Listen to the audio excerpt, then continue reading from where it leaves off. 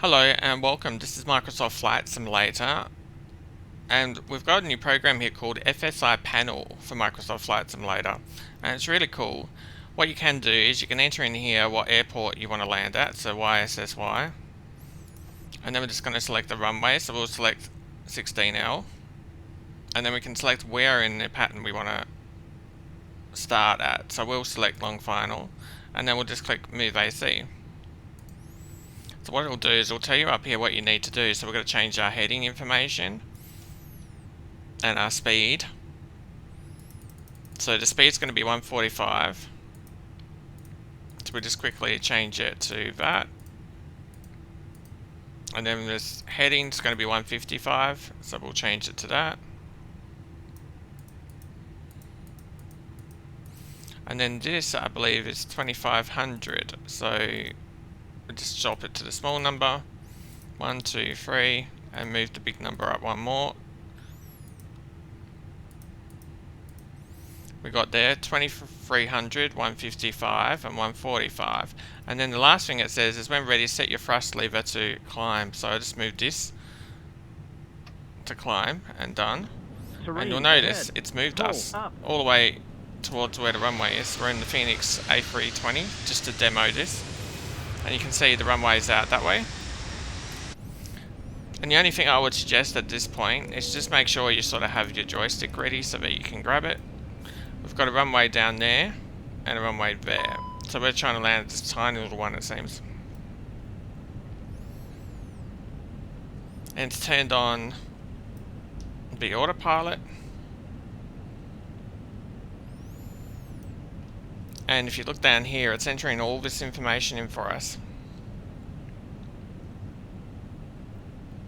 Arrival to YSSY, which does sound about correct. So now we can see the localizer information and the glide slope.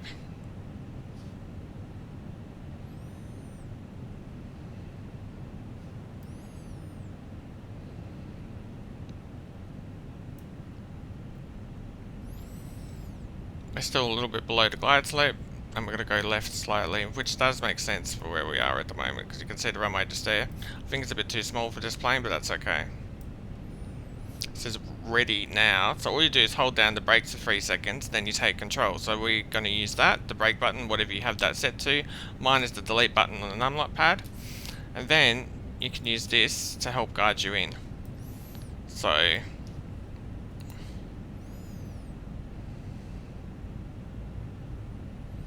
it should go left slightly, which it's doing. And then we'll see, it's already got the autopilot on, so it should grab the glide slope, but we'll see what happens. I'll click on approach. And let's watch this. Do you see down here, it should now start descending on the glide slope. There you go, the glide slope's coming down. The plane is leveling itself up with that little runway over there. As it brings that in, and we go down to try and follow this. But that's not too bad, so we haven't had to do a lot of work, and you can sort of have a look at an approach on an airport that you might have coming up. Even if you don't do the whole flight, before you do the whole flight, you could just quickly jump in here and just so that you know, pre-prepared what's maybe coming up for the flight, what you're going to do down there. You can still change your weather to whatever you want to do. So you can change it, it's nothing going to stop that. But you can see it's just catched the glide slope. We're on the localizer, we've got a runway. Haven't had to do a great deal of work, and you can see how to set it up quickly with the controls up there. And we're coming in for a landing on the runway, and you can sort of enjoy it. Have a look at the graphics, have a look at what the approach might look like. This is Sydney, so what a glorious entrance that is. You may have been concentrating too much on your actual landing and not getting to actually look at the scenery. So this gives you a chance maybe to go back and just have a look at the scenery on that approach, but maybe you missed. There's many different uses for this. But yeah, it looks really, really cool, I think. Look at the speed. It's got our speed nice and steady there.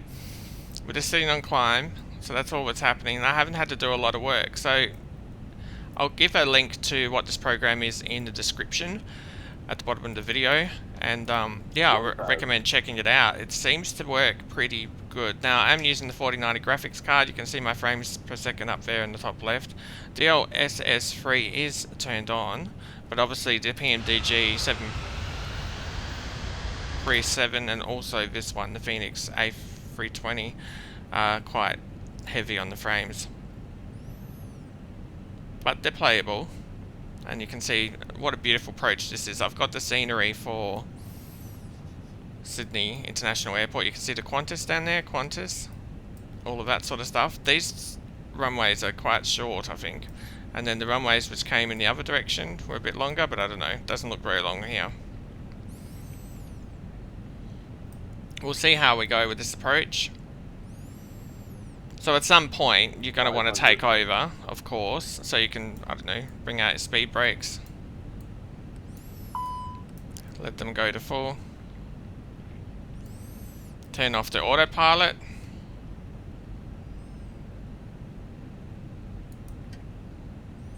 And then you can just manually land. You can see we've come in for a reasonably okay approach. We'll just turn that off because it's annoying me. 100. Light slow. 40, Too low, 30, terrain. 20. Retard.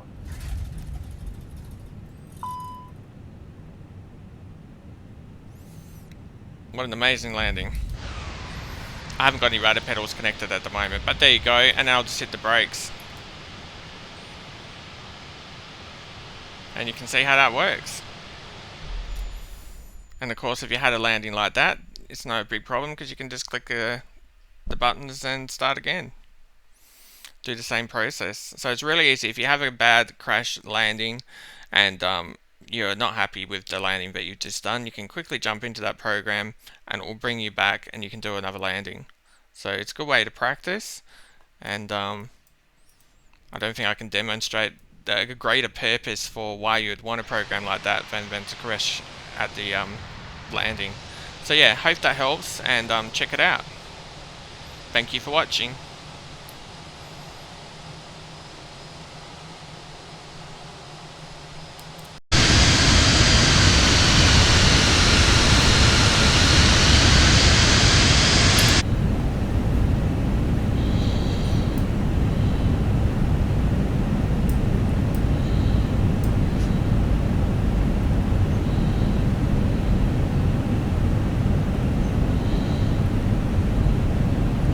$500.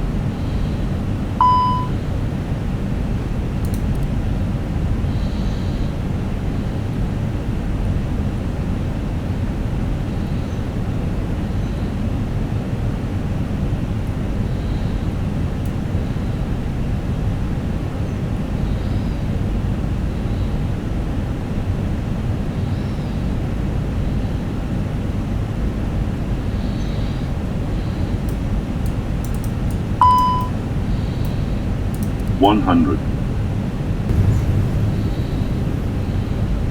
50, 40, 30, 20, 10. Retard.